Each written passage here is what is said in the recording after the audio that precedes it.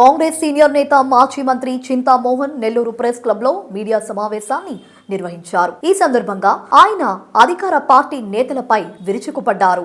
ఈ రోజు Nellore press club కు రావడానికి కారణం ముఖ్యంగా 3-4 అంశాలు మీ ముందు ప్రస్తావించేదానికి రావడం జరుగుతాం. మొదటిది రాజధాని, రెండవది సుప్రీంకోర్టు జడ్జిమెంట్ ఎస్సీ క్రైస్తవులు, మూడవది యుద్ధం, నాలుగవది నెల్లూరు జిల్లాలో సైదాపురంలో క్వాడ్జీ సిలికా. రాజధాని 70 సంవత్సరాల క్రితం మద్రాసు నుంచి బయటకు రావడం జరిగింది. మద్రాసు నుంచి బయట వచ్చేటప్పుడు తరివెల నాగరెడ్డి గారు, ఎన్జి రంగా గారు తిరుపతిని రాజధాని నగరం చేయమని గట్టిగా పట్టుబట్టారు జవహర్ లాల్ నెహ్రూ గారు.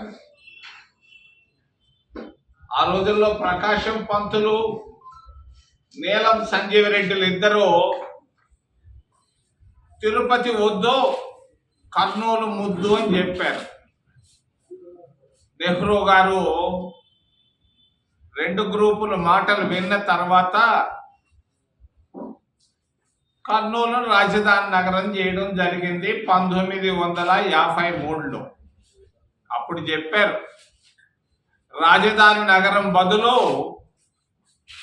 తిరుపతికి ఒక మంచి పెద్ద యూనివర్సిటీ ఇస్తా అన్నారు. అదే శ్రీ వెంకటేశ్వర యూనివర్సిటీ. కర్నూలు నుంచి